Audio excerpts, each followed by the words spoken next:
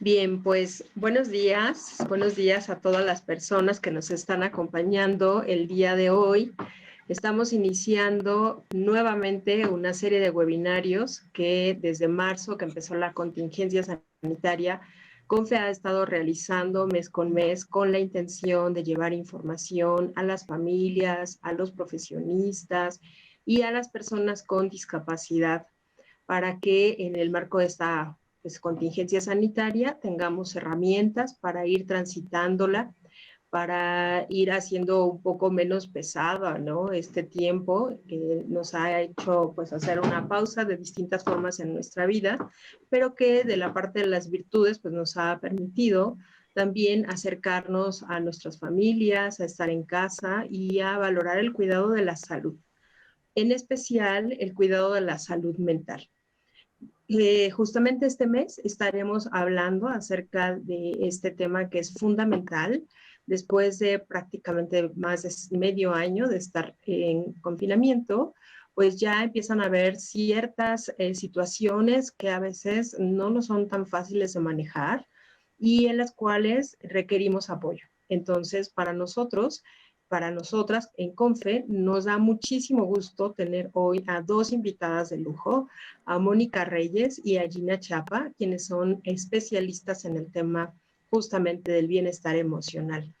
Yo quisiera entonces, además de darles la bienvenida, pues yo también presentarme. Soy Gabriela Martínez, directora del Movimiento Asociativo de CONFE. Recordarles a las personas que no están tan familiarizados con nuestra organización, CONFE es una organización civil que justamente en este mes, el próximo 19 de septiembre, cumplimos 42 años de vida. Están invitados, el día 19 de septiembre vamos a hacer un encuentro virtual de familias, aprovecho también para comentarlo, y están invitados todos para dialogar. Bien, entonces les decía que tenemos estas invitadas de lujo, que son Mónica Reyes, nuestras invitadas de lujo, perdón, Mónica Reyes y Gina Chapa. Les quiero presentar primero a Mónica, que ella es psicóloga y terapeuta familiar. Cuenta con una maestría en terapia familiar por el Instituto de la Familia y una licenciatura en psicología por la Universidad del Valle de México. Además, tiene distintos diplomados en neuropsicología y en sexualidad y discapacidad. Actualmente es estudiante de la certificación internacional en prácticas colaborativas y dialógicas en el grupo Campos Elíseos. También ha sido ponente en diferentes foros, varios entre ellos de CONFE, lo cual siempre estamos agradecidos con la participación de Mónica, y todo esto relacionado a temas de familias de personas con discapacidad. También actualmente es coordinadora de familias en la Fundación Inclúyeme AC, que tienen los programas de vida independiente para personas adultas con discapacidad intelectual. Por último, pues es socia fundadora de Red Down México, que es una red también, por cierto, que forma parte de las organizaciones afiliadas a CONFE. Por otra parte, pues presentarles a la doctora Gina Chapa, que ella es médico adscrito al Departamento de Investigación Clínica del Hospital Infantil de México Federico Gómez. Ella estudió la carrera de medicina y la especialidad en psiquiatría en la Universidad Nacional Autónoma de México. También tiene estudios de subespecialidad en psiquiatría infantil y de la adolescencia en el mismo Hospital Psiquiátrico Infantil Juan N. Navarro, y actualmente cursa la maestría en Ciencias de la Salud por el Instituto Politécnico Nacional. Ella también ha participado en diversos proyectos de investigación. Es una persona interesada en la salud mental de personas con discapacidad, particularmente en las comorbilidades psiquiátricas y conductuales. Y ellas, pues el día de hoy nos van a hablar justo de este tema tan relevante como es el bienestar en las personas con discapacidad intelectual. Muchísimas gracias, Moni, y bienvenida, Gina, también. Gracias. Gracias, Gaby. Pues, gracias por esta invitación. La verdad es que como parte de Red Down nos encanta formar parte justo de estas charlas, ¿no? Y compartir con las familias también sus propias experiencias. Como bien dices, Gaby, este tema tan importante. Vamos a iniciar, si les parece bien, para que no nos agarre el tiempo. Voy rápido a compartir mi computadora. Me parece que es un tema excelente para ahorita. Es un tema que de repente, les soy sincero, cuando inicié a preparar esta presentación, me preguntaba yo un poco qué sería lo importante, ¿no? Y yo sé que, ya sé que ahorita es un poco difícil que podamos todos participar, porque sé que hay gente en el Facebook, también hay gente, obviamente, reunida aquí por Zoom, pero yo les diría, preguntémonos por unos minutitos, por unos segundos, para ustedes, para los participantes, ¿qué es el bienestar emocional? ¿Cómo lo defino? ¿Qué es para mí? Si alguien más llegara y me preguntara, ¿yo cómo definiría actualmente mi bienestar emocional? ¿Dónde lo colocaría? ¿En qué nivel, en qué lugar de mi vida lo colocaría? ¿Qué tanta importancia tiene en mi vida? Entonces, fíjense que en esta parte de estar buscando, me recordé que justamente en Bután, este reino, este país, en el Himalaya, actualmente, por eso puso esa foto, actualmente ellos miden el nivel de felicidad. Ellos a la hora de tener el índice eh, el PIB que le llamamos aquí en México, bueno, en muchos países, ellos tienen el índice de felicidad nacional bruta. Y de verdad es un índice que los rige y que ellos evalúan cada tanto para saber qué tanta calidad de vida tiene su gente. Entonces, me parece como un tema muy importante que de repente nosotros, en las situaciones donde hemos estado de repente en crisis en nuestras vidas, de repente ese tema toma menos importancia o lo descuidamos un poco, no que sea menos importante, sino que lo descuidamos un poco y de repente pareciera que esto es un eje en nuestras vidas y para mí lo puse un poco en esas piedritas, la manera como tenemos un equilibrio en nuestra vida, el bienestar emocional, que es el tema que yo voy a tocar, y Gina Chapa tocará el tema más de salud mental porque es más su área, pero desde mi punto de vista como terapeuta familiar, como especialista en la discapacidad, sí pensaría que es uno de los ejes fundamentales que no podríamos descuidar en nuestra vida y más ahora que justo estamos en esta situación tan complicada. Entonces, rapidísimo, el bienestar emocional es el estado de ánimo caracterizado por sentirse bien, en armonía y tranquilidad, a gusto con nosotros mismos y con el mundo que nos rodea, consciente de nuestras propias capacidades para afrontar las tensiones normales de la vida de manera equilibrada. Me encantó esa descripción.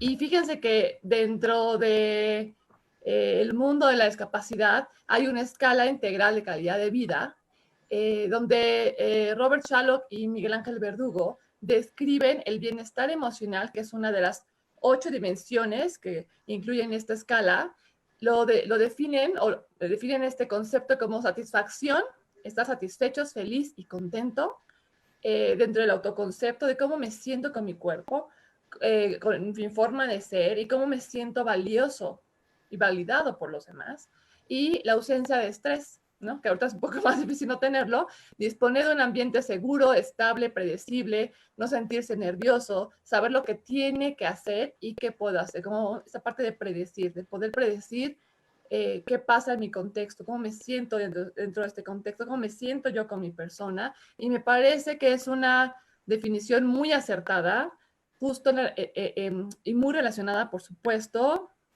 para las personas con discapacidad intelectual y sus familias. Lo que estás diciendo ahorita, Moni, respecto a la salud, ¿no? Y el bienestar emocional, que como bien lo señala Shallock, lo tiene en las 8 dimensiones de calidad de vida. Pocas personas, ¿no?, conocen lo que es estas dimensiones que habla Shallock. Así pero es. bueno, pues es un referente básico. Así es. Y yo les diría, al final les voy a mandar a Ale y a ti, Gaby, la presentación. Al final les dejo una serie como de herramientas. Dentro de esas herramientas está, obviamente, la calidad de vida para quien quiera conocer un poco más la escala de calidad de vida. Pero creo que este es un tema que yo me lo preguntaba al momento de estar preparando esta presentación. Decía, es que es un tema que de repente olvidamos mucho trabajar y siento que de repente, igual y no me quiero equivocar, no voy a generalizar, pero en algunos casos y lógicamente no digo que esté mal, cuando nace la persona con discapacidad, todo se vuelca a la atención médica, a las terapias, lógicamente. Y siento que llega un momento, desde mi experiencia, cuando las personas van creciendo, llegan a la adolescencia, a la adultez, que tienen sus crisis emocionales, que pueden tener sus crisis emocionales por todo este entender su discapacidad, por esta aceptación y este comprender mi condición de vida, pueden generar ciertas crisis emocionales que de repente pareciera que el bienestar emocional de la persona se puede ver truncado, afectado y de repente las familias no saben, o los propios especialistas no sabemos cómo poder abordar este bienestar, cuando pienso que tendría que ser un tema que siempre tendría que estar incluido en la vida de la familia, de la persona con discapacidad y, por supuesto, en el individuo con discapacidad. Entonces, voy a seguir platicando porque como me acuerdo un poco que sigue de mi presentación. Fíjense, y les voy a recomendar muchísimo que ahora que sea fin de semana, se den el tiempo, las familias que están conectadas, las personas que están conectadas, que se den el tiempo de ver un documental muy bonito que se llama Happy.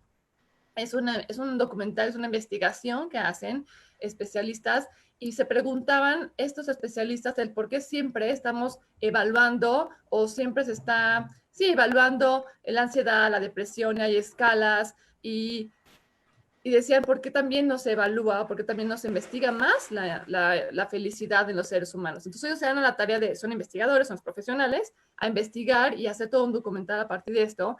Y hay una gráfica muy interesante que ellos nos comparten, donde nos dicen que el 50% de nuestra felicidad, ¿no? Sí, sí tiene que ver con una carga genética inicial, así lo mencionan ellos, con un poco esas características individuales iniciales, cuando el ser humano se gesta, pues, y el 50%. Entonces, bueno, cuando yo lo dije, ya me desanimé un poquito, pero sucede que hay otro 10% que tiene que ver con el contexto, con nuestras circunstancias de vida, pensaría dónde nacimos, qué nos rodea, cómo vivimos en la cuestión económica, en la cuestión, por supuesto, de salud.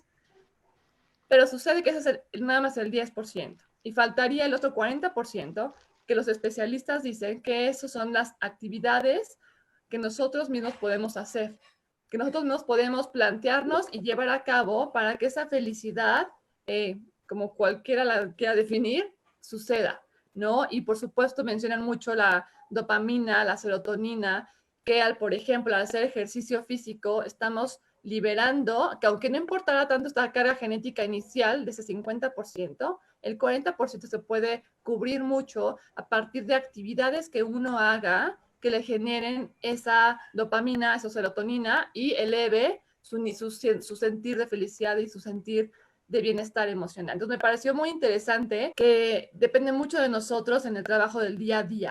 ¿Te puedes decir a la sexta, por favor, Gina? Gracias. Entonces, bueno, en la realidad actual, ahí va, ahí está.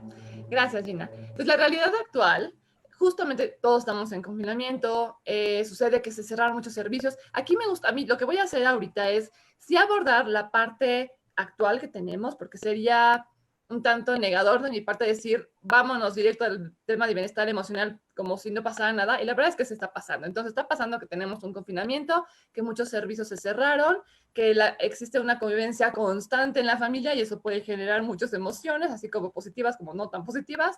El trabajo desde casa de la madre, y del padre, por supuesto, la incertidumbre de saber qué va a pasar desde los trabajos a nivel económico, a nivel salud, a nivel de nuestras vidas, y ese malestar psicológico nos puede generar ciertamente ansiedad y estrés, ¿no? Y no dudaría que aquí todas las familias que están conectadas, pues estén viviendo de cierta manera un poco esto que estoy planteando acá.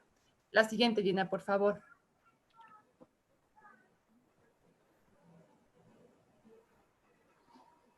Entonces, aquí como sugerencias, que seguramente muchos están llevando a cabo estas, digamos, sugerencias que ya están probablemente conocidas por muchos, pero me parece importante hoy puntualizarlas. Uno, saber que va a haber seguramente muchísima angustia, muchísimo estrés y que eso nos va a generar un estado de ánimo probablemente muy irritable. Aquí lo que se sugiere mucho es estar consciente de eso y poder hacerlo consciente de cómo me siento y cuando yo lo veo en el otro también poderlo expresar. Aquí la expresión de emociones es fundamental. Aquí las emociones, me gustaría puntualizar que no hay emociones buenas o malas. Aquí todas las emociones son emociones y así somos, ese es el ser humano y es nuestra naturaleza. Hay un libro que yo recomiendo mucho para los niños, ¿no? Que se llama El monstruo de colores, que justamente se trabaja muy padre todas las emociones en cuestión del enojo, del miedo, de la alegría, de la calma, y cómo la calma es la que podría regir todas las emociones y las que nos regresan a nuestro punto central. Pero la importancia y eso es algo que muchas veces de repente no se ve en las familias, la aceptación y expresión de las emociones, sean estas de miedo, enojo, tristeza o felicidad, hay que permitirlas y hacer que nuestros hijos vean que también nosotros nos podemos expresar las emociones y permitirle a ellos que las expresen. También dentro de este confinamiento nos hemos encontrado que de repente nos podemos sentir con mucho sentimiento de culpa al sentir que no estamos logrando hacer todo lo que el día requiere de nosotros, ¿no? Entonces, aquí habrá que medir un poco que el nivel de autoexigencia que estamos teniendo de nosotras, nosotros, como padres, como madres, y poder balancear un poco la cantidad de responsabilidades o de los cuidados que se requieren para las personas con discapacidad intelectual o para los otros hijos y la cantidad de apoyos que tengo. Entonces, a eso hay que hacer una balanza, ¿no? De qué tantos apoyos tengo y qué tantas responsabilidades tengo y poder generar una conciencia de no autoexigirme de más de lo que en realidad puedo dar, porque recordemos que esto que estamos viviendo es algo nuevo, nunca lo habíamos vivido, nunca habíamos estado en este nivel de incertidumbre constante, entonces lo que más se recomienda es la autocompasión. La autocompasión podría ser un término de repente mal usado, mal entendido, pero en realidad es el hacer consciente que uno requiere un cuidado, que uno requiere verse a sí mismo y saber que requiere apoyo. Así de sencillo podría ser la autocompasión. Entonces, yo sé que en estos constantes picos que podemos estar viviendo como padres dentro del confinamiento, como hijos, como personas con discapacidad, vamos a estar en un constante pico por todas las emociones que tenemos en el día a día y será muy importante regresar a la autocompasión. La siguiente, Gina, por favor. Entonces, lo que se recomienda, por supuesto, es mantener las rutinas, no entrar en la monotonía. Lo que se recomienda mucho es mantener sí o sí las terapias, por ejemplo, del lenguaje, cualquier terapia que ustedes hayan suspendido, es muy importante mantenerlas. Afortunadamente ya está esa tecnología, mantenerlas incluso vía en línea, pero las terapias para las personas con discapacidad son fundamentales tenerlas, cuidar mucho nuestros horarios de sueño, el horario, la rutina de comer, el de repente, aunque estemos en casa, abrir las ventanas, que entre aire fresco. Todo esto, insisto, ya igual lo han escuchado, pero me parece importante recalcarlo porque siento que de repente en el día a día perdemos un poco la importancia de cómo cuidarnos y qué actividades son las que nos van a permitir sentirnos en un equilibrio. La siguiente, Gina, por favor. Aquí es muy importante y por eso lo pongo, es uno, mantenernos, todos los individuos, todos los miembros de la familia, mantenerse en contacto con sus redes, sea telefónico, sea por Zoom. Aquí yo tengo, por ejemplo, todos los días tengo yo de lunes a jueves conversatorios con personas con discapacidad intelectual, son adultos y la verdad es que ha sido un espacio fantástico, formidable para ellos poderse conectar con sus compañeros, con gente que solía ver casi diario y de repente no la veo, ¿no? El compartir experiencias. Ahorita le pongo de nuevo, el documental se llama Happy, como felicidad, como alegría en inglés. Es muy importante mantenernos en contacto, también muy importante, y eso ahorita lo van a ver en otro video que les voy a poner, el darnos el espacio como padres y también como hijos de la privacidad, tener un espacio para nosotros, para la lectura, para el ejercicio, para la meditación, para la escucha de lo que queramos escuchar o ver. Pero el tener ese momento de privacidad al día, aunque sean unos minutos, es fundamental para cuidarnos nuestro bienestar emocional. El divertirse en casa, el ponerse metas. Escuchaba el otro día de una mamá que es muy sabia, que me compartió en un grupo de apoyo que tengo con padres. Me decía que ella escuchó de un especialista que justo el diario ponernos metas, no a largo plazo, sino a corto plazo, diario una meta, nos hace sentir, porque te pareciera que de repente con el confinamiento se detuvo el tiempo. Y como no salimos, sentimos como que no he hecho nada en mi vida en estos 6 meses. Y si yo me pongo una meta diaria, me hace sentir que el tiempo sigue, digamos, sigue sucediendo la vida y que yo no pausé mi vida. Entonces eso es muy importante. Aprender a decir que no, poner también límites. Creo que de repente como padres, como individuos, tenemos que decir, hasta aquí puedo, por hoy hasta aquí puedo. Entonces poner límites es muy importante y siempre, siempre tener conscientes en cómo me siento. De repente podemos sentirnos como muy ansiosos durante el día. Entonces, si esto es algo muy recurrente, sí recomendaría de repente llamarle a un especialista, no intentar o pensar que se va a pasar, sino porque esto puede ir en aumento y puede ser peligroso para nuestra salud. Entonces es muy importante hacer uso de los profesionales y de los especialistas. Siguiente, Gina, por favor. Gracias. Entonces, rapidísimo lo digo. A mí me faltó una muy padre. Bueno, la voy a mencionar. La inteligencia emocional en las personas con discapacidad intelectual, que la inteligencia emocional es tener conciencia de mis emociones, ponerlas en uso, o sea, hacer uso de ellas y como poderlas autorregular. Esa es la inteligencia emocional. En nuestros chicos con discapacidad intelectual, en las personas con discapacidad intelectual, sucede que ellos, por este pensamiento mucho más concreto, que es lo que más nos podría llegar a definir, no es tan fácil para ellos detectar sus emociones y poderlas expresar de manera adecuada. Entonces, por eso puede entender mucho al grito, a la angustia, perdón que tengo a mi hijo queriendo entrar, entonces, lo que aquí sucede, lo importante será, denme un segundo, disculpen.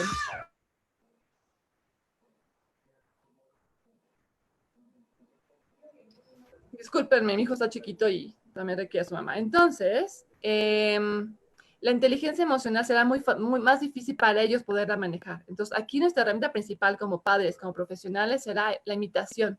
La imitación va a ser el excelente herramienta y recurso para nosotros, para que ellos nos vean. Si yo expreso de manera adecuada mi emoción, él lo va a ver en mí y lo va a expresar. Si yo expreso llanto y me permito expresar tristeza, él lo va a expresar.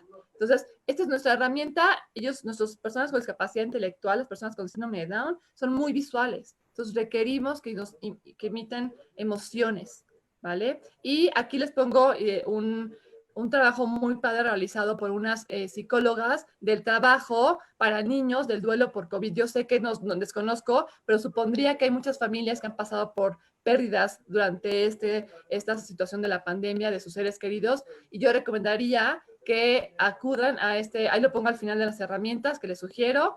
Las herramientas se llama Tool Toys, es un cuadernillo muy didáctico, muy, digamos, fácil de trabajar con los niños para justamente trabajo de duelo. Siguiente, Gina, por favor.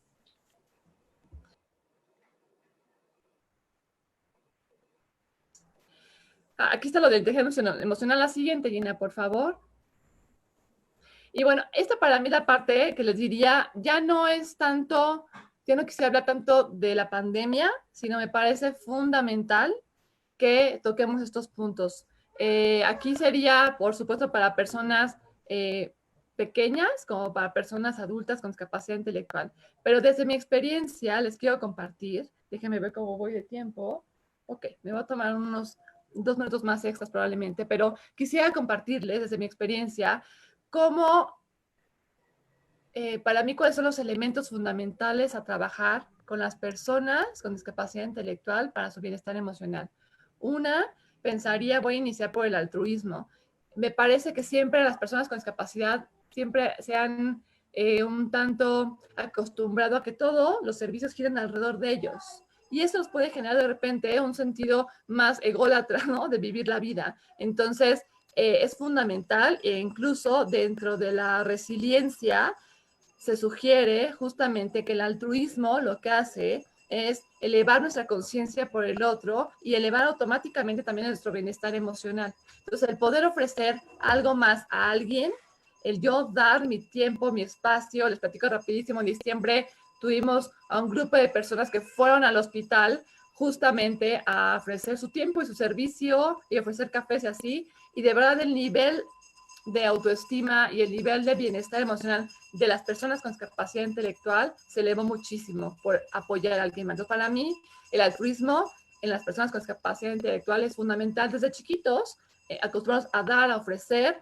genera mucha empatía y conexión. Lo que las personas con discapacidad intelectual requieren es conectarme, sentir, como cualquier ser humano, necesitamos sentirnos conectados con el otro, sentir que pertenezco, sentir que me ves, que me validas. Pues el altruismo es maravilloso. Me voy ahora a la planificación central en la persona. que es una metodología de plena inclusión. Bueno, hay muchas metodologías, pero me gusta mucho la que utilizan en plena inclusión en España, que es la PCP, donde coloca a la persona en el centro y a partir de ahí se van diseñando lo que esa persona requiere en su vida, lo que esa persona desea y requiere. Lo coloca en medio desde también el sentir de yo cómo me siento, qué quiero, qué no me gusta, qué me da miedo, qué me gustaría aprender, qué me divierte, para qué soy bueno. Entonces lo coloca en medio y hagan de cuenta que es como un microscopio y que también lo va a amplificar y nos va a poder hacer entender a todas las personas que estamos alrededor de él qué requiere esa persona para ser feliz, para sentirse pleno en la vida, que para mí es lo más importante. Entonces, estas herramientas que se las pongo al final, ya existe una planificación centrada, obviamente para niños y también para adultos.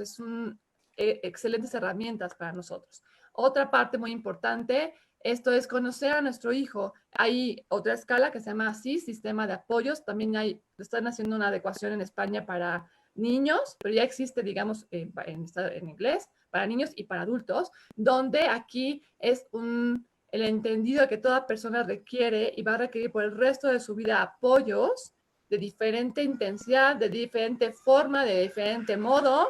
Van a requerir apoyos que le permitan tener un nivel de funcionamiento como cualquier otra persona. Entonces, me parece muy importante que nos cuestionemos, tanto padres como profesionales, esta persona qué requiere para poder estar mucho más incluida en este contexto, mucho más plena, para sentirse que está en una constante evolución de su vida.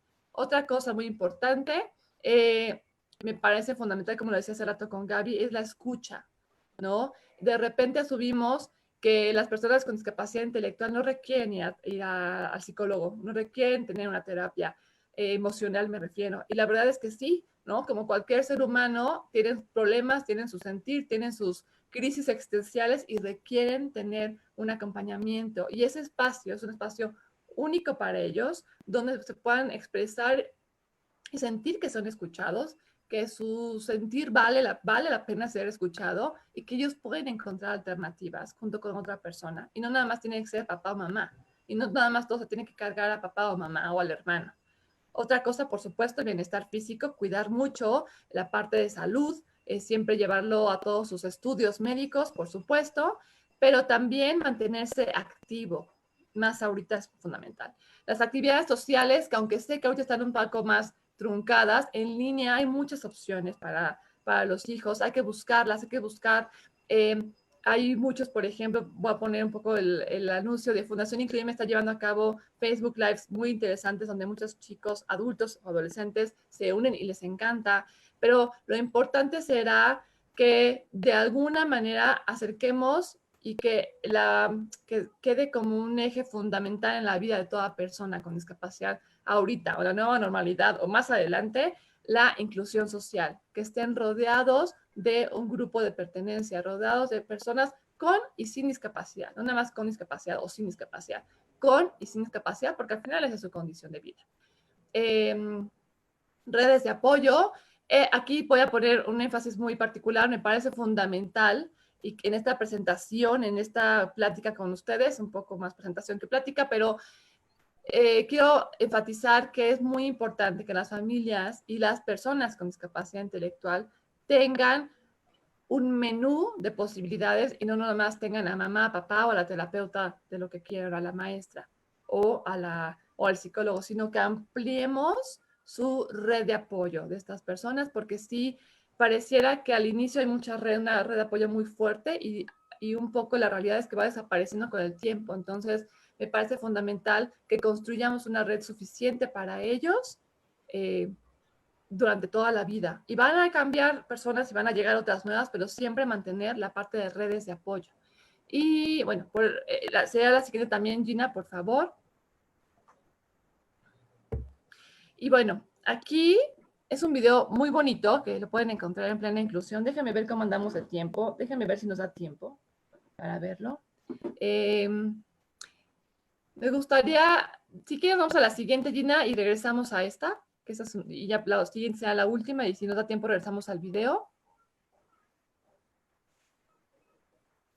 Entonces, para los padres, ¿cuáles serían las sugerencias para que los padres puedan mantener un bienestar emocional? Una, como ya lo mencioné, las redes de apoyo familiares y profesionales son fundamentales. Saber que no están solos, saber que pueden contar con otras opciones, con otras alternativas y no nada más pensar que estamos solos. Por lo mismo, se recomienda entonces un grupo de apoyo. El grupo de apoyo, actualmente Red Down, estamos teniendo una nueva temporada de grupos de apoyo. Tenemos por edades de 0 a 5 años, me parece que es de 5 a 10 y de 10 a 15. Estos grupos de apoyo, la verdad, han sido una excelente herramienta porque las familias ahí se pueden dar cuenta que hay otras personas que están pasando por lo mismo, que una vez más no están solos, que pueden expresar sus emociones, sentirse juzgados, porque sé que otra persona pasó por lo mismo o está pasando por lo mismo. Entonces, los grupos de apoyo son una excelente herramienta que antes probablemente no había tantas opciones, pero actualmente tenemos estas opciones en Red Down y sí recomendaría mucho que nos contactaran para que se registren. Y estamos iniciando la próxima semana con estas nuevas temporadas.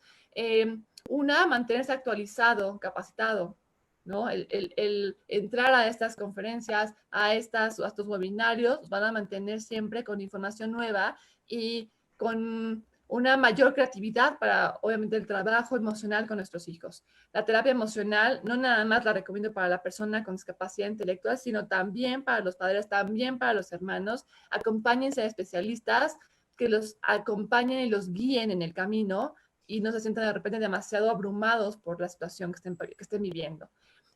Para los padres, para los cuidadores primarios, hay que repartir responsabilidades. De repente uno asume que de repente esto es la única responsabilidad es la madre o el padre. La verdad es que también ustedes pueden apoyarse de otros miembros de la familia. En una cita que tuve con una familia que invitó a otros tíos y primos, una tía me decía, qué bueno que me invitaron, porque la verdad yo los veo tan bien a estos dos padres que de repente yo no sé cómo acercarme a ellos para decirles, aquí estoy, en qué los ayudo. Entonces, de repente asumimos que no va a haber otras personas que nos puedan acompañar en el camino, pero sí hay. Igual y no saben cómo. Igual y podríamos invitarlos y sensibilizarlos y ayudar y capacitarlos junto con nosotros, pero eso no quiere decir que no tengamos una red. Me parece muy importante el platicar y planear el futuro, el presente y el futuro de la persona con discapacidad intelectual. El plantearse diferentes escenarios como qué va a pasar el día que no estemos, o qué sigue como proyecto de vida de nuestro hijo si es un chico, un niño chiquito, una niña chiquita. ¿Qué sigue para este chico? ¿Qué deseamos? ¿Cómo visualizamos el camino? ¿De quién requerimos? ¿A quién llamamos? ¿A dónde, qué citas hacemos? O sea, creo que de repente esos temas del futuro cercano y futuro lejano causan mucha angustia en las familias y cuando sucede, cuando llegan de lleno, el nivel de ansiedad se eleva muchísimo y por supuesto el bienestar emocional de la familia se ve quebrado. Desarrollar un proyecto de vida, como les mencionaba. Esto es muy importante. Desarrollar un proyecto de vida como padres de manera individual, ajeno a mi hijo. Yo decir, ¿qué me gusta? ¿Qué más puedo aprender yo? ¿Qué quiero? Pero nada relacionado ni con la discapacidad ni con mi hijo. Creo que el tener un proyecto de vida individual, y puede ser clases de salsa, de macramé, lo que quieran, pero un momento para mí como un proyecto individual es muy sano porque eso va a permitir que los padres y las madres se sientan satisfechos por un lado y que también se permitan ellos tener como un respiro para regresar con toda la energía a seguir trabajando con los hijos. Accede a servicios de la comunidad. Hay muchos servicios que de repente uno desconoce, incluso en el gobierno, ¿no? Este programa de Pilares, que es un programa muy nuevo, que a partir de este gobierno lo pusieron, al menos en la alcaldía de Benito Juárez está, y es excelente opción para que los hijos, ahorita no, pero en un futuro sí, hagan ejercicio, tengan contacto con otras personas, se sientan parte de un grupo. Entonces hay que hacer uso de los servicios de la comunidad y no nada más encerrarnos en pequeños grupos que pensamos que es suficiente. enfócate en su autonomía y también en amarlo, en disfrutarlo, en vivir cada instante esas etapas de vida que la vida nos regala, pero también me parece que mientras más autónomo sea nuestro hijo, la tranquilidad a nivel emocional va a ser mucho mayor para ustedes. Y por supuesto mantenerse sano. Para las familias es muy importante, igual para los hijos, mantenerse rutinas de sueño, rutinas para alimentarse, para cuidarse, etcétera. Sé que pareciera mucho. La siguiente, Gina, por favor, creo que ya... Si, ya no, si quieren al final, si nos da tiempo, vemos al final el video este de Confe, pero si no, se lo voy a dejar a Ale para que Ale lo pueda también, si quieren, subir a sus redes. Ahorita ya sé que ya Gina, yo no, lo único que les quería decir es, eso lo tenía en la otra presentación, es, no estás solo, acércate a tu tribu, hazte de un buen equipo, permítete ser acompañado en el camino por otros profesionales, porque me parece que para mí eso sería, eso ya no llena, eso sería como un buen porcentaje de mantener nuestro bienestar emocional como padres y ofrecer la mejor calidad de vida a nuestros hijos con discapacidad, al yo saber que puedo recurrir a más personas que no nada más sea mi esposo o mi esposa o la abuelita, sino hagámonos una red grande. Para mí eso sería uno de los principales elementos para mantener el bienestar emocional en las familias de una persona con discapacidad intelectual. Gracias. Bueno, pues muchísimas gracias, Moni, por esto. Está súper importante.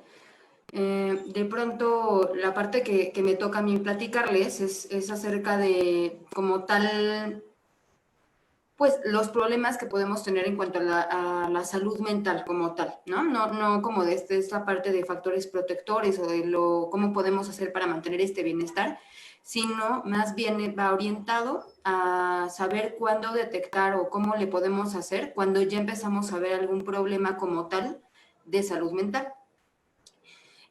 Ahora, sí es bien importante distinguir que los problemas de salud mental y la discapacidad intelectual son condiciones que son separadas y requieren tipos muy diferentes de intervención. Ahora, las personas que tienen discapacidad intelectual tienen los mismos factores de riesgo para desarrollar psicopatología o desarrollar algún problema de salud mental que los que tienen las personas que no tienen discapacidad. Es decir, pues todas las personas, tengamos o no tengamos discapacidad, podemos sentirnos muy estresados en una situación como la que estamos viviendo ahorita. Si sufrimos algún tipo de maltrato, pues es muy probable que nos vayamos a deprimir, etcétera, ¿no? O si sufrimos alguna situación traumática, pues que nos vaya a dar muchísima ansiedad. Eso lo compartimos. Sin embargo, las personas con discapacidad intelectual tienen mayor riesgo de presentar problemas de salud mental a lo largo de la vida.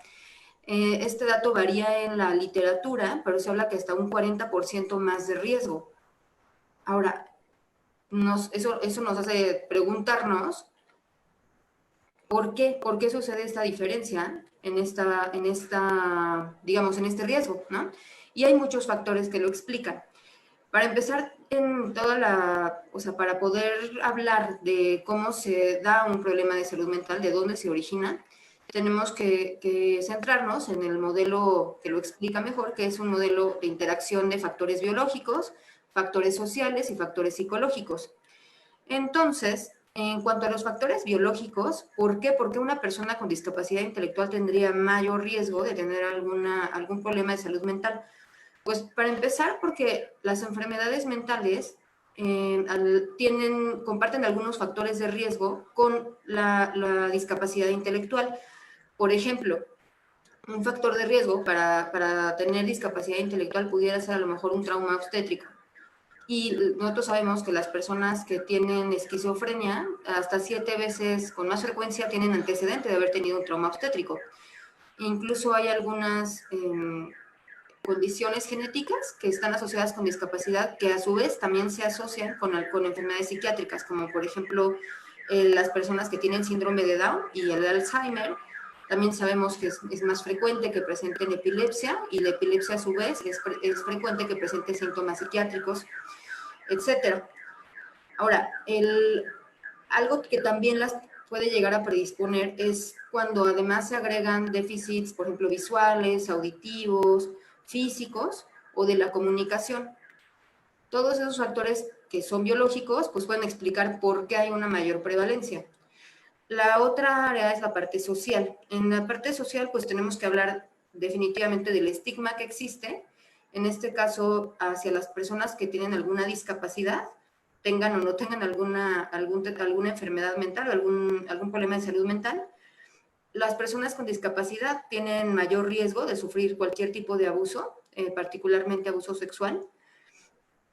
Tienen mayor riesgo de sufrir discriminación, de que tengan menos oportunidades de ser incluidas socialmente. Frecuentemente en este ánimo como de protegerlas es frecuente que se queden como de pronto un poco aislados, que no se les permita convivir con otras personas de su edad. Y también aquí entra como el riesgo de infantilizarlos, ¿no? Como de pronto esto que vemos que es tratarlos como si fueran niños pues toda la vida, ¿no? Y finalmente la parte psicológica. Evidentemente, digamos, problemas podemos tener todos, eso es obvio, ¿no? Pero de pronto nosotros, cuando no tenemos una discapacidad intelectual, podemos utilizar como el razonamiento o racionalizar estos problemas y llegar como a alcanzar estrategias para que nos duela menos o para resolverlo de una forma más constructiva. Las personas con discapacidad intelectual pueden llegar a tener más problemas para entender ese tipo de situaciones o llegar a otro tipo de opciones para resolver problemas. Además de eso, es importante que pues, de pronto el mundo, si para uno que no tiene discapacidad intelectual a veces es confuso, para una persona que tiene discapacidad intelectual puede llegar a ser muy confuso, sobre todo cuando hay cambios frecuentes de reglas, cambios de ambientes.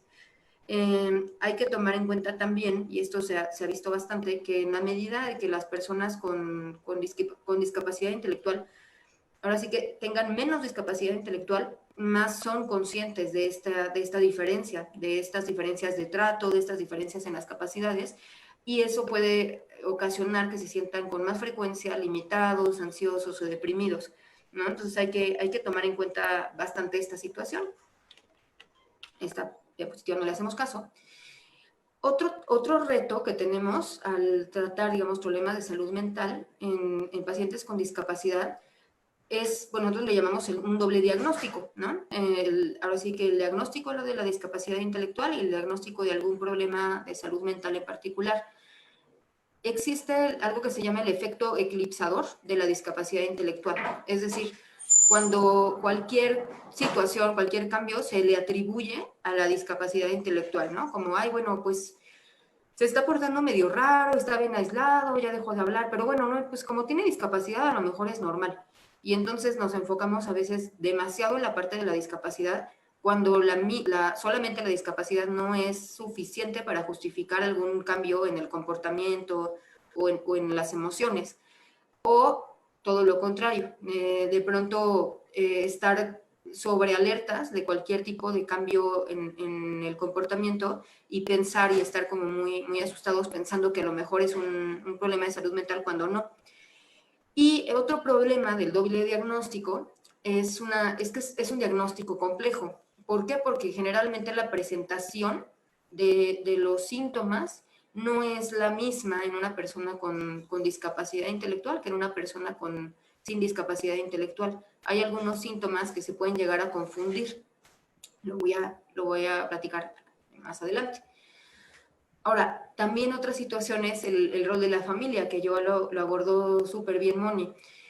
Las familias de personas con discapacidad intelectual también tienen mayor riesgo de presentar problemas de salud mental, entre otras, digamos, derivadas, suponiendo que no tienen sus propios problemas, sino derivadas de ser el cuidador, pues está el muy socorrido llamado ¿cómo se llama? El síndrome del cuidador, ¿no? El desgaste del cuidador, que es cuando llega un momento donde de verdad hay un agotamiento, ¿no? Por estar apoyando, cuidando a una persona con discapacidad. Eso sucede en cualquier tipo de discapacidad, incluso también en enfermos crónicos, aunque no necesariamente hay una discapacidad.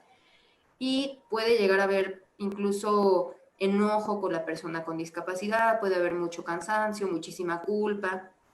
Y aquí pues algo bien importante de destacarles a las familias es esta cuestión de que el que ellos estén bien también influye en que su familiar con discapacidad esté bien, ¿no? Si yo no me cuido, no puedo cuidar a otra persona. es importante vigilar que la familia, que el cuidador principal esté durmiendo bien, esté comiendo bien. Y aquí sí es importante hablar con las familias, escucharlas y pues permitirles aceptar que es difícil, o sea, aceptar que es complejo y de pronto pedir ayuda cuando se sienten sobrepasados y pues apoyarlos, orientándolos para acudir a los diferentes apoyos que existen y pues tomarlo un día a la vez, ¿no? Sabiendo que la verdad es que es un súper esfuerzo el que se hace, que nadie está obligado a lo imposible y que hay días malos y también se vale, pero sí es bien importante no olvidar a la familia al momento de cuidar la salud mental del paciente. Ahora, hablando, o ahora sí que una embarradita de las cosas que sí tenemos que saber de psicopatología, pues empezamos a hablar de la depresión, ¿no? Ahora, como características clínicas, digamos, habituales que están presentes en la depresión en personas con y sin discapacidad intelectual, tenemos el estar tristes la mayor parte del día, la mayor parte de los días, tener como dificultad para disfrutar cosas que antes nos gustaba hacer, ¿no? De pronto no tener ganas de hacer nada, de no me quiero ni levantar, no me quiero ni bañar, o por ejemplo, si hago algo que antes me gustaba, ya no le veo chiste, ya no se me antoja. Hay el lentecimiento psicomotor, por ejemplo, incluso en los pensamientos o hasta a veces en el habla. Cambios en el sueño y en el apetito. Puede ser que haya insomnio o al contrario, puede ser que nos dé por dormir todo el santo día. Generalmente hay disminución del apetito, aunque también puede haber aumento del apetito. Y en la parte de los pensamientos depresivos englobamos, por ejemplo, las ideas de minusvalía que tienen que ver con sentirse menos que las demás personas, como yo no sirvo, yo soy un tonto, nadie me va a querer, etcétera. Ideas de culpa, como de, bueno, es que aparte de que mi familia está batallando económicamente, ahora todavía me tienen que apoyar para llevarme al doctor porque me siento mal. Y finalmente, cuando es una depresión grave, pues ideas de muerte, ¿no? Como fantasías de quizás sería mejor que yo ya no estuviera aquí, ya no sería una carga, etcétera. En las personas que tienen discapacidad intelectual, podemos ver algunas diferencias.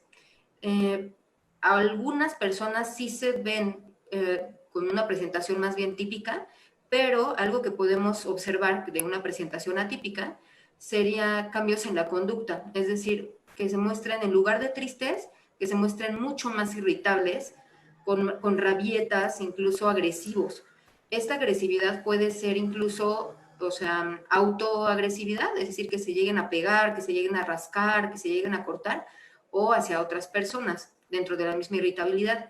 También hay llanto fácil, con cualquier cosita. Disminución en comunicación es lo que yo más he visto.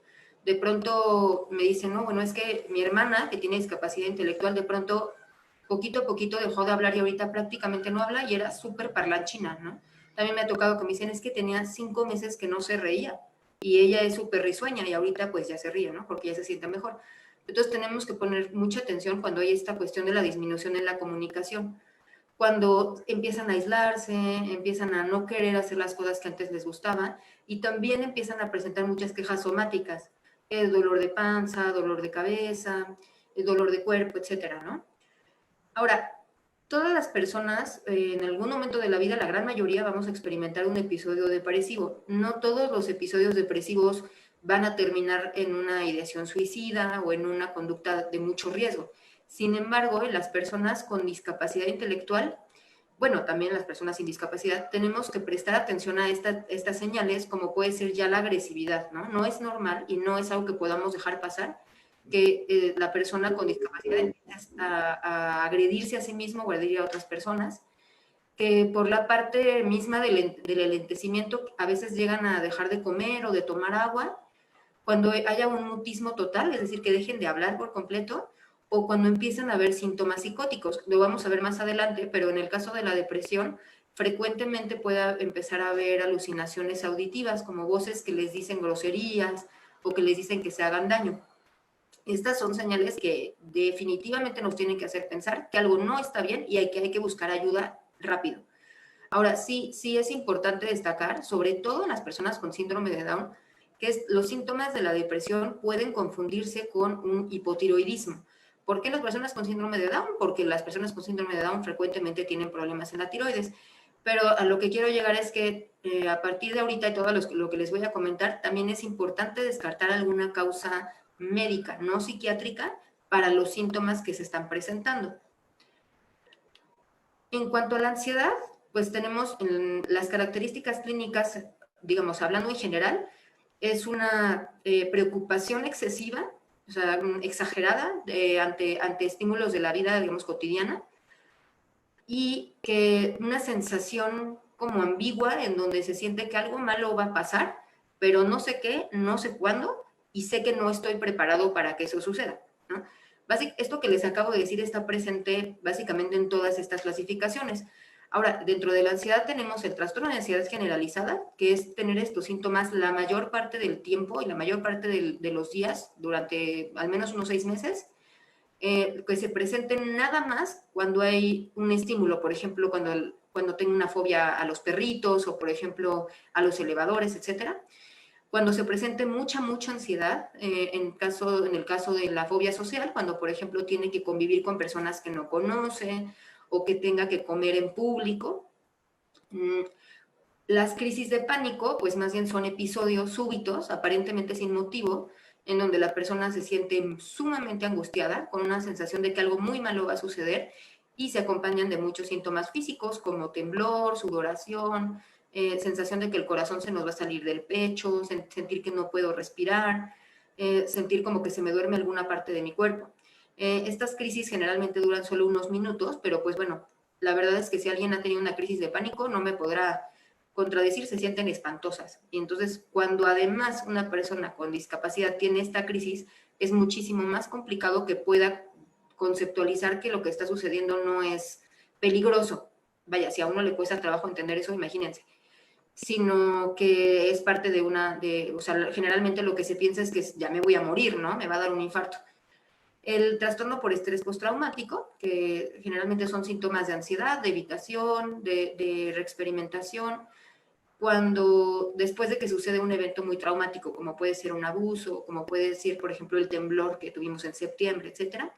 Y finalmente el trastorno obsesivo compulsivo, que tiene que ver con la presencia de ideas muy repetitivas, que la persona de pronto puede considerar ilógicas, generan mucha ansiedad y pues no me las puedo quitar de la cabeza, y esas se pueden llegar a acompañar de conductas compulsivas que se utilizan como para contrarrestar esa ansiedad, que pueden ser estar lavándose las manos muchas veces, estar ordenando las cosas muchas veces, por ejemplo, evitar pisar las líneas de piso, etc. Todos estos problemas de ansiedad pueden presentarse en personas con discapacidad intelectual. Las diferencias en las presentaciones generalmente puede ser que veamos más bien cambios conductuales, por ejemplo, morderse mucho las uñas, chuparse la ropa, empezar a jalarse el cabello, empezar a estar agresivo, irritable. También quejas somáticas como dolor de estómago, dolor de espalda, dolor de cabeza. Y aquí algo bien importante que tenemos que tomar en cuenta es que existe esta dificultad para racionalizar. Es decir, por ejemplo, yo soy muy ansiosa, la verdad, ahí personalmente, pero cuando estoy preocupada por algo y si alguien me dice, a ver, pero esto realmente es para tanto, etcétera, pues puedo llegar a decir, bueno, sí, la verdad es que estoy exagerando, ¿no? La verdad es que ya me fui a la supercatástrofe. Una persona con discapacidad intelectual probablemente le cueste más trabajo hacer eso. O, por ejemplo, una persona con discapacidad intelectual va a ser difícil que identifique que una idea por ejemplo, de un trastorno obsesivo compulsivo, pues es absurda. La va a considerar cierta, ¿no? Ahora, en los casos de los trastornos de ansiedad, ¿qué cosas nos tienen que levantar la antenita de que se necesita atención, pero lo más rápido posible? Como decíamos igual, cuando hay agresividad hacia sí mismos o hacia otras personas, cuando puede empezar a haber síntomas psicóticos y cuando hay sospecha de abuso. Aquí, por ejemplo, sería como muy relacionado al estrés postraumático. Si de pronto una persona con discapacidad intelectual a lo mejor no logra explicar bien por qué, pero no quiere ir a ver a algún familiar, o por ejemplo cada vez que lo ve, de pronto ese mismo día se hace pipí en la noche, o se siente sumamente angustiado cuando lo ve, hay que pensar que algo no está normal, que algo sucedió y que él está reaccionando ante esa situación. Ahora, la psicosis, las características clínicas es la presencia de alucinaciones, es decir, tener percepciones a través, por ejemplo, bueno, lo más frecuente son las auditivas, que puede ser escuchar voces que no están ahí. Puede ser a lo mejor ver animales, puede ser percibir de pronto olores o percibir sensaciones en el cuerpo. La presencia de ideas delirantes, que se definen como ideas que son irreductibles a la lógica. Es decir, yo no sé si sean ciertas o falsas, porque hay algunas que, pues, bueno, evidentemente son falsas, pero hay otras que cuesta más trabajo saber si son reales o no. Pero la característica principal es que no responden a la lógica, o sea, no responden a que si yo le explico que eso no puede ser, no hay forma en que yo convenza a la persona de que eso es imposible o de que eso es falso, no admite la posibilidad. También vemos cambios conductuales, como pueden ser, por ejemplo, dejar de dormir, dejar de comer, empezar a vestirse de formas raras o empezar a hacer rituales como que nos llamen la atención. Por ejemplo, tengo una paciente que cuando empieza con estas ideas empieza a poner veladoras para sentirse más tranquila. Cambios en el lenguaje, que puede ser, por ejemplo, desde dejar de hablar a inventar palabras o hablar muy, muy, muy rápido o hablar muy, muy lento. Y suelen haber errores de juicio, como por ejemplo salirse de casa y no regresar y perderse durante varios días, dejarse de bañar, quemar cosas importantes o regalarlas, ¿no? Ahora, en las personas con discapacidad intelectual tenemos que tomar en cuenta que en ellos es bien complicado de pronto explorar el juicio de realidad. ¿Esto qué quiere decir? Una persona puede, por ejemplo, una persona sin discapacidad intelectual a lo mejor me dice que escucha una voz.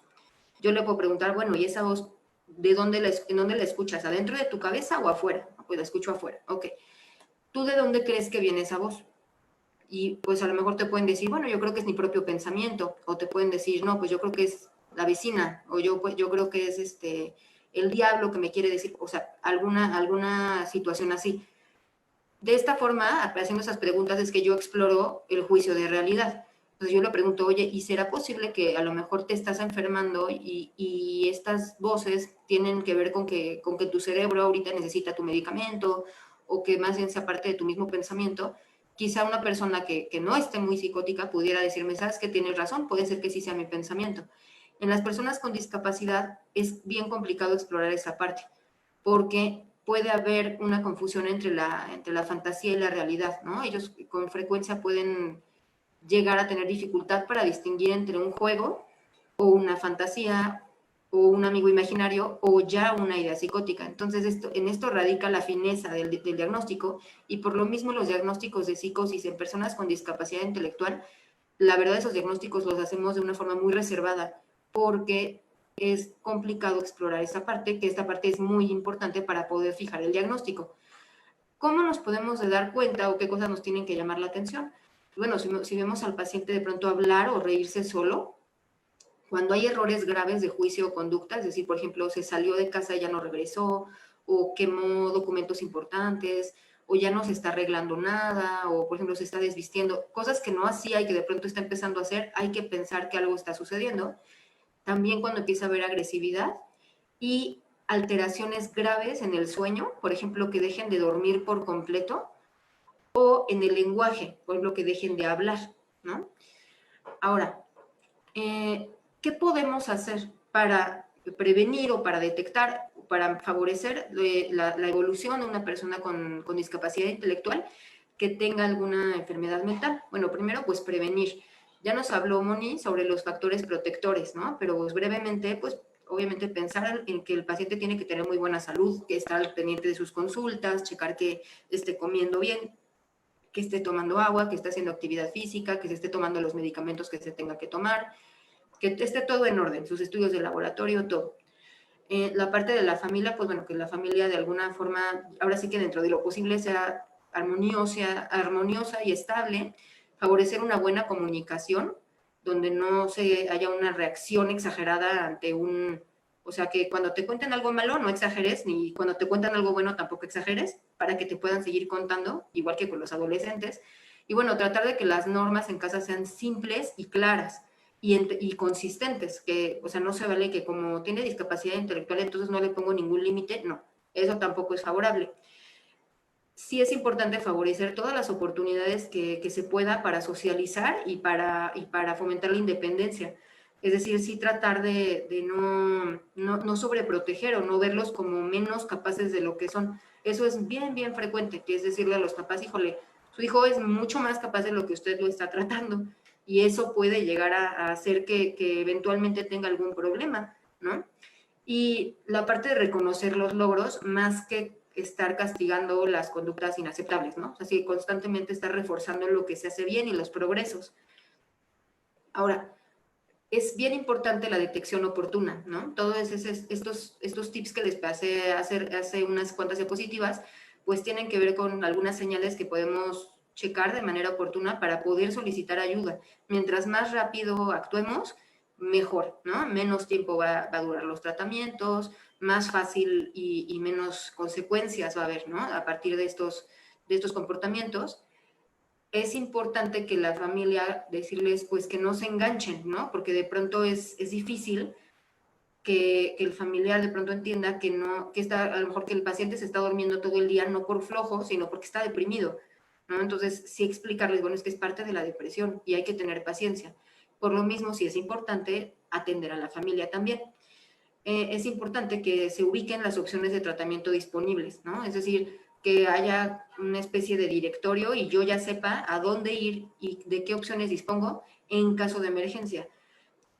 Las opciones de tratamiento en estos casos, pues está por un lado la psicoterapia, que puede ser individual, casi siempre en este caso es pues, conductual, a nivel grupal, por ejemplo, para fomentar socialización, para fomentar vida independiente, y familiar, que tiene mucho que ver con psicoeducación y fomentar la empatía, ¿no? Hacia la persona que está experimentando la enfermedad.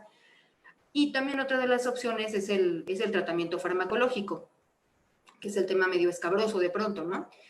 Sí es importante hacer la precisión. El tratamiento farmacológico no está indicado en todos los casos, ¿no? Es decir, no porque alguien mandó al paciente al psiquiatra, a fuerza le va a dar tratamiento psiquiátrico. Sin embargo, cuando está bien indicado, puede ocasionar una mejoría muy significativa en la calidad de vida, ¿no? O sea, un antes y un después. De pronto a mí me ha tocado casos de chicos que ya no los aceptan en las terapias porque son muy agresivos y de pronto ya medicados pueden hacer amigos, pueden convivir mucho mejor en la terapia, se llevan bien con los papás, el estrés de la familia baja muchísimo. Preferentemente, y de hecho yo así lo trabajo, siempre es acompañado de psicoterapia de todas las ramas que les acabo de comentar. Y sí, pues uno de los principales miedos, ¿no? La gran mayoría de los medicamentos que nosotros usamos no ocasionan dependencia. Sí son tratamientos largos, pero la gran mayoría no son para toda la vida y no ocasionan dependencia. Ahora, brevemente, porque sí se ve como muy grande y escandaloso este cuadro, hay 5 grandes grupos de medicamentos que se utilizan frecuentemente en psiquiatría de personas con discapacidad.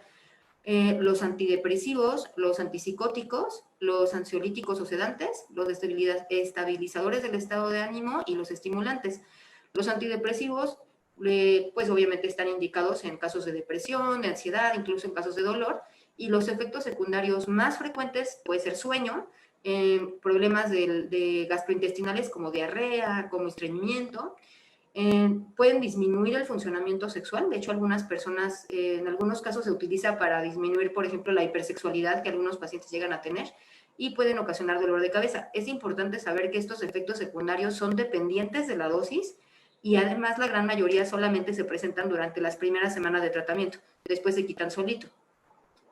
Los antipsicóticos están indicados en casos de psicosis, cuando hay conductas de agresividad, ayudan también a ciertos síntomas de ansiedad y de depresión, y los efectos secundarios más frecuentes es somnolencia, incremento del apetito y por lo tanto del peso, y por lo tanto también puede haber efectos metabólicos, y los antipsicóticos viejitos, por ejemplo el haloperidol, el aldol, podían llegar a ocasionar síntomas extrapiramidales como de rigidez o temblor. Estos medicamentos ya no se usan tanto y se utilizan con cuidado en las personas con discapacidad intelectual. Los ansiolíticos, bueno, se utilizan para ansiedad, insomnio y algunos casos de agresividad. El efecto secundario más frecuente es la somnolencia. En algunas personas con discapacidad es frecuente que presenten efecto paradójico, es decir, que yo le doy a lo mejor una tableta para para que se tranquilice, para que esté más tranquilo, y todo lo contrario, se me acelera. Y también sí, pues es frecuente que se generen situaciones de abuso o de dependencia. Los estabilizadores se utilizan para trastornos del estado de ánimo, como puede ser depresión o trastorno bipolar, para disminuir la agresividad. Y bueno, el efecto secundario también es somnolencia, también es incremento del apetito y también tienen efectos metabólicos. Y finalmente los estimulantes, como pueden ser las anfetaminas o derivados de anfetaminas, se utilizan cuando hay una comorbilidad con trastorno por déficit de atención, cuando hay una situación de mucha agresividad y para tratar también algunos trastornos del sueño. Y bueno, los efectos secundarios más frecuentes aquí sí son taquicardia, irritabilidad y disminución del apetito, que también son dependientes de la dosis y son temporales. Ahora, pues es importante también distinguir, ¿no?, que a recibir atención de la salud mental no van solamente las personas con problemas, porque problemas tenemos todos. A recibir atención de la salud mental van las personas que quieren ayuda para empezar a resolverlos. Entonces, pues no hay que tenerle miedo o resistencia de pronto a ir al psicólogo o al psiquiatra. La verdad es que en mi experiencia las familias a veces llegan pensando que va a ser una cuestión súper rígida de verme en bata y que vamos a sujetar a su familia. No, para nada, ¿no? Y salen como diciendo, bueno, de haber sabido que iba a ser así y que iba a funcionar tan rápido, hubiera venido antes, ¿no? ¿Para qué me esperé tanto tiempo? Pero bueno, eso tiene que ver mucho con otra característica que tienen en común las personas con discapacidad intelectual y los pacientes psiquiátricos, que tiene que ver con el estigma, ¿no?, prevalente tanto en el contexto social como dentro de la misma área de la salud. Por mi parte, es todo. Ahora sí, no sé si hay alguna duda, comentario.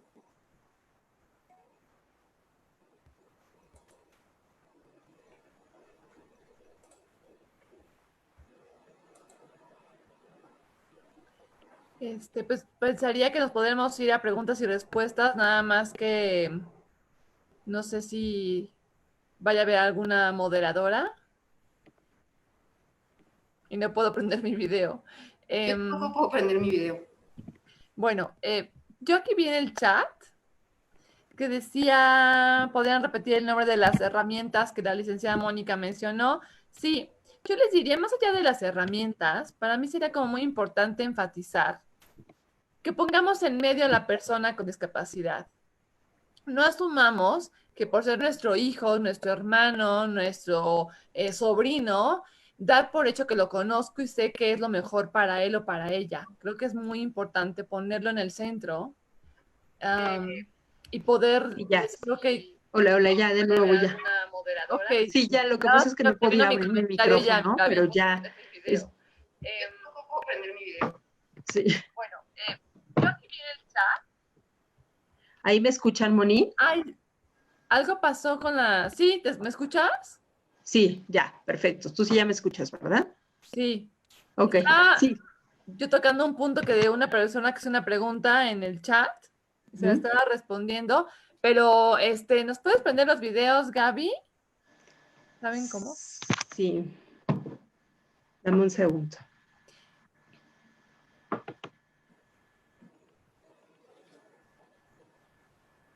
Es que verás que Karen quedó como host, según yo. No, aquí estoy yo.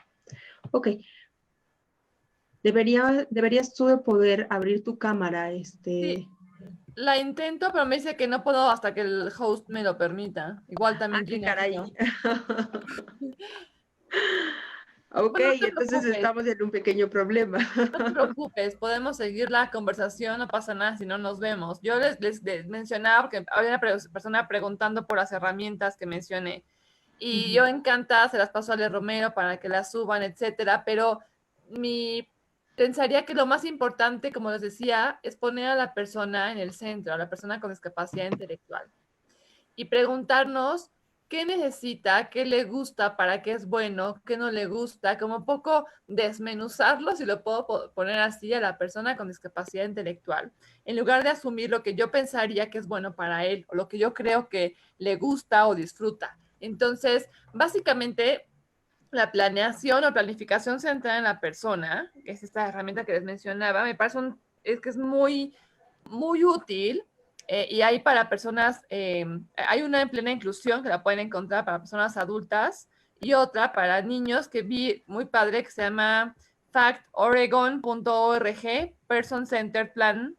Está muy padre, muy lúdico, Y me gustó mucho porque es literal poner a la persona, incluso físicamente una fotito de él, y empezar a generar ese como mapa de esa persona, de lo que le gusta, de lo que necesita, de detallar, definir, para poderlo acompañar de la mejor manera, sin asumir nada, y hacer uso de las herramientas tanto a nivel comunidad, a nivel profesional y a nivel familiar, pero siempre poniéndola en el centro a la persona.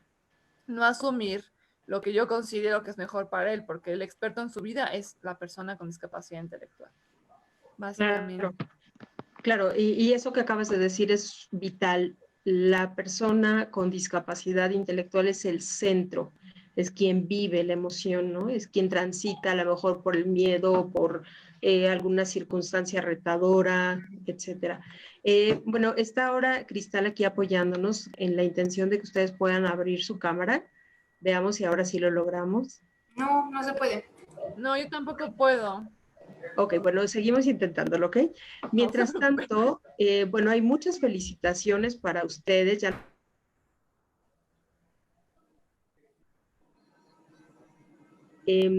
por ejemplo, ¿qué pasa en el campo de la educación, no? También hay algunas preguntas sobre eso.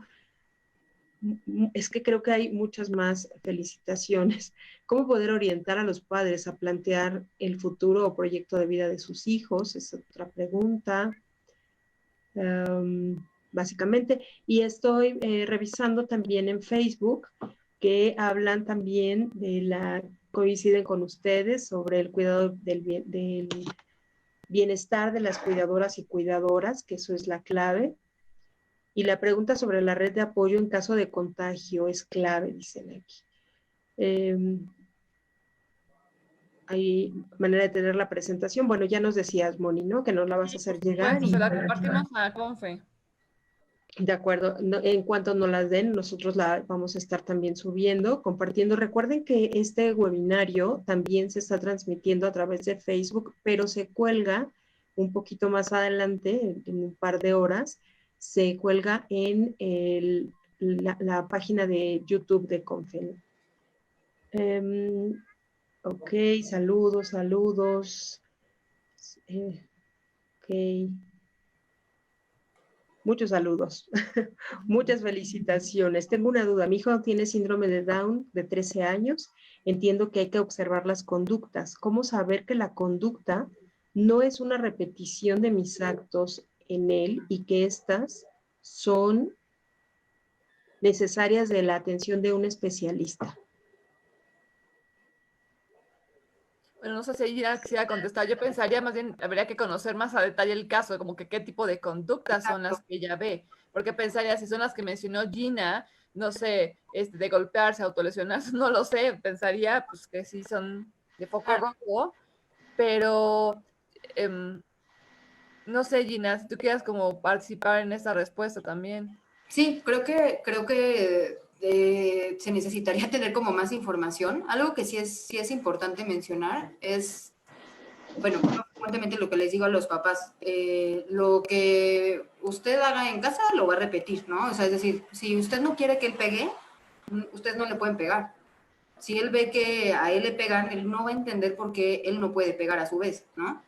Si él ve que todo el mundo se trata de groserías y de, vaya, se llevan pesado, pues así es como se va a llevar él. Por más que le tratemos de explicar, no, es que tú no, lo que pasa es que yo soy tu mamá, yo por eso sí puedo. Eso va a ser, vaya, eso la verdad es que no es argumento ni siquiera para personas sin discapacidad, pero si para uno es absurdo, pues para una persona con discapacidad muchísimo más.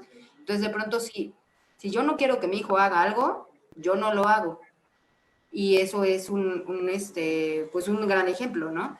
Pero de pronto, por ejemplo, si es un chico que está pegando o es un chico que se está pegando, de todas formas, independientemente de cuál sea el motivo, sí sería bueno que hubiera alguna intervención de parte de un profesional. No es algo que pueda pasar.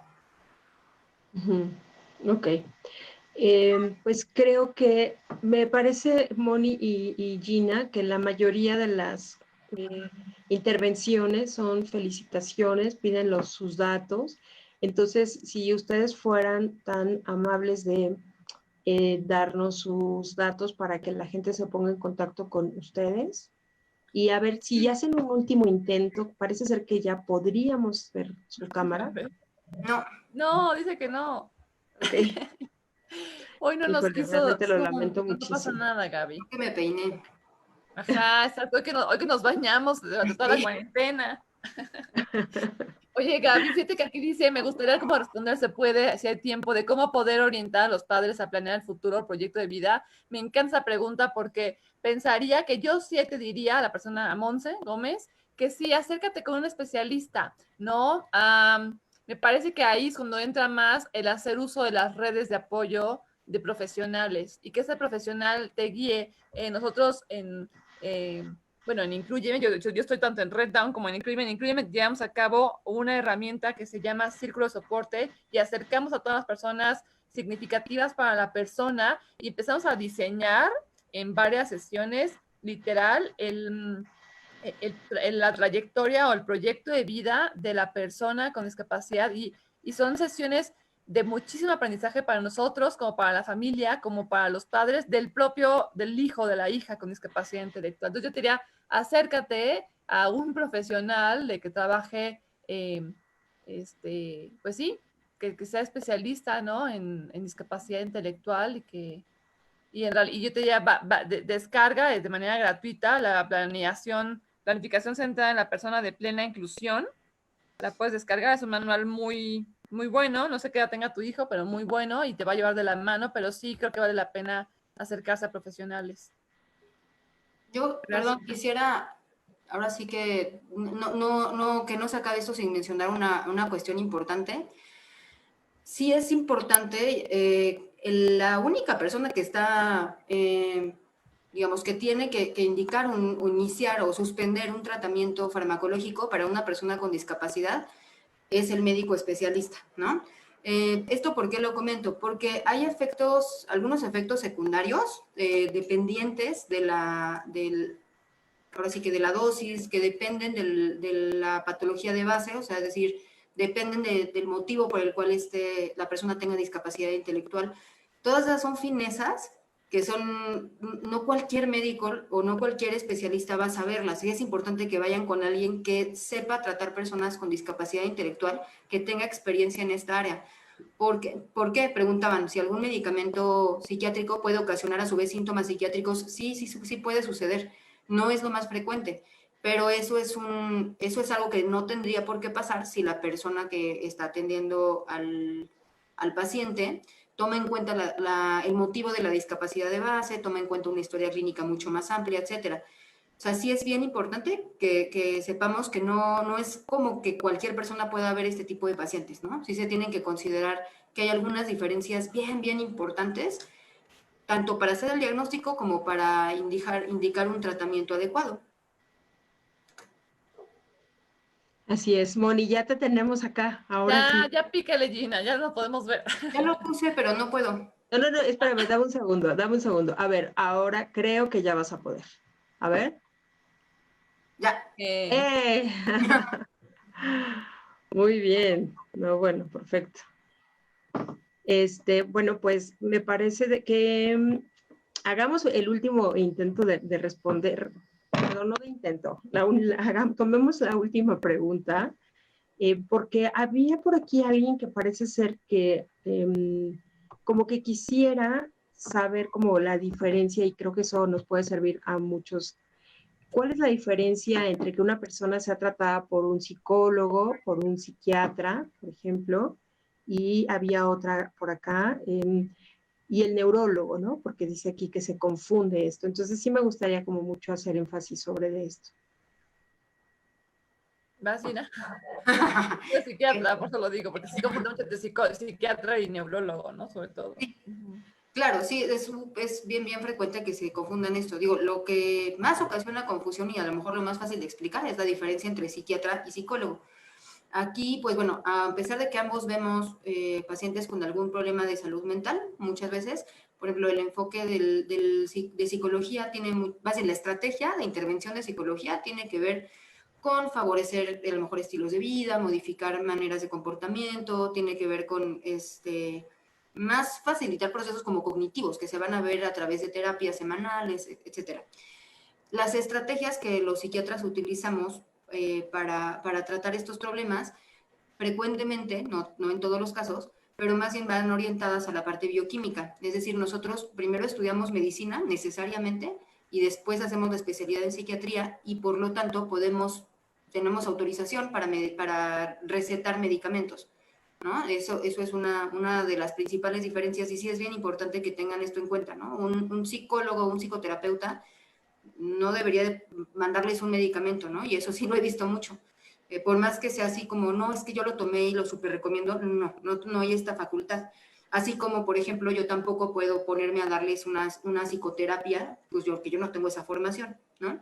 Eso en cuanto a la parte de psicología y de psiquiatría. Y los psicólogos y los psiquiatras trabajamos de la manita, hacemos equipo. La diferencia, por ejemplo, entre un psiquiatra y un neurólogo es que el foco de atención, el foco de estudio de los neurólogos tiene más que ver con la parte, digamos, orgánica, en la parte de las vías neurológicas por las cuales en las cuales pudiera haber alguna alteración que ocasionen enfermedades como, por ejemplo, epilepsia, como, por ejemplo, enfermedad de Parkinson, etcétera. Nosotros los psiquiatras sí es frecuente que trabajemos mucho con los neurólogos para poder hacer diagnósticos diferenciales, es decir, para poder descartar así como, a mí me parece que esta persona tiene, no sé, tiene psicosis, pero me late que hay algo más. Vamos a ver que lo vea el neurólogo y descarte que a lo mejor no tenga una infección. Y ya que lo descartó, perdón. Ay, perdón, no es coronavirus, es alergia. Pues muchas veces ya con esa distinción entonces podemos seguir trabajando o trabajar en conjunto. La verdad es que la mayor parte de las veces hacemos muy buen equipo los tres. Oye, Gina, y yo agregaría, siendo psicóloga, que no necesariamente todos los psicólogos están habilitados para dar terapia emocional, ¿no? O sea, se necesita una especialidad, se necesita una maestría, de hecho, ¿no? Cursar una maestría que te forme como psicoterapeuta. Entonces, es muy aventurado, ¿no? Y muy atrevido, incluso podría decir, casos de psicólogas o psicólogos que sin tener la maestría, la formación en el trabajo psicoterapéutico, den apoyo emocional, ¿no? Entonces, creo que también es necesario enfatizar sobre eso. Veo que dices que sí, Moni Reyes. Totalmente. Incluso yo añadiría, Gaby, que no cualquier psicoterapeuta formado incluso es apto, digamos, para dar terapia a personas con discapacidad intelectual, ¿no? Porque sí creo que de repente sí tienes que tener cierta expertise, cierta experiencia previa con la discapacidad y tener obviamente una conexión clara del paradigma social, porque sí siento que de repente aún hay mucho trato pues muy, ay, se me fue la palabra, como muy infantilizado, incluso de las personas con discapacidad intelectual adultas. Entonces sí creo que no cualquiera tampoco va a dar una psicoterapia a personas con discapacidad intelectual. Tiene que ser alguien con ya previa experiencia. Claro, entonces me parece que esta charla enfatiza como lo delicado, lo importante y lo ético que debe de tener cualquier especialista que trabaja la salud mental de la población en general y más la población con discapacidad intelectual.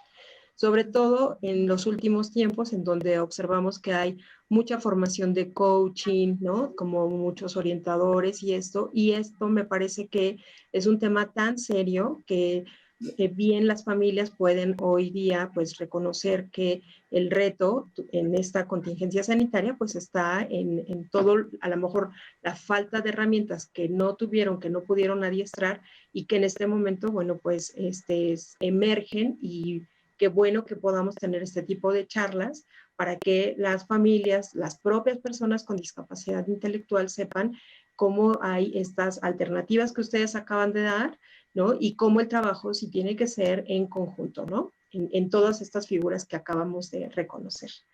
Bien, por último, bueno, vuelven a preguntar que si pueden decir el nombre del manual al que te referías, Moni, por favor, de dónde lo pueden descargar. Y la última pregunta también es que si hacen referencia a un documental, que si podrías repetir el nombre del documental.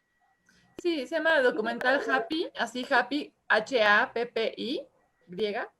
Es un documental acerca de la felicidad que me gustó mucho, y se lo recomiendo. No es nuevo, pero es muy ad hoc para lo que requerimos ahorita. Y pues sería la planificación centrada en la persona, así lo pueden buscar en Google. Le ponen Coma Plena Inclusión, que es la organización en España, que Confe está muy conectado justo con Plena Inclusión, y lo ponen, y es un cuadernillo que pueden descargar de manera automática. Y para niños, lo que encontré se llama, déjenme recordar, se llama factoregon.org, que es una planificación, pero para niños, planificación centrada en la persona, pero para niños, y vienen ahí algunas gráficas muy bonitas para utilizar con los chavos. Y Gaby, ¿podemos dar nuestros datos? Como que lo preguntaron y ya no los dimos. Voy a dar dos correos. Uno es de Red Down, es contacto@red-downmexico.org, y mi personal como terapeuta es terapeutafamiliarmonica@gmail.com. Ok, muy bien, pues sí. Mi correo es tal cual como mi nombre es Gina Chapa y la letra K @gmail.com. Ok, muy bien. Pues muchas gracias, Gina y Mónica. Muchísimas gracias a Red Down, que como les comento, pues forma parte de la red de Confe. Muchísimas gracias por este tema y también a todas las personas que el día de hoy se conectaron. Les volvemos a invitar a que en este mes nos acompañen. Les reiteramos que estaremos abordando este tema durante los diferentes webinarios que tendremos. Y aprovecho también para invitarlos. Mañana tenemos una actividad para las personas con discapacidad intelectual. Toda la información la pueden encontrar en nuestro Facebook. Y bueno, pues creo que por lo pronto sería todo. Muchas gracias. Gracias a ti, muchas Gaby. gracias. Gracias. Hasta pronto. Gracias, Gina. Gracias.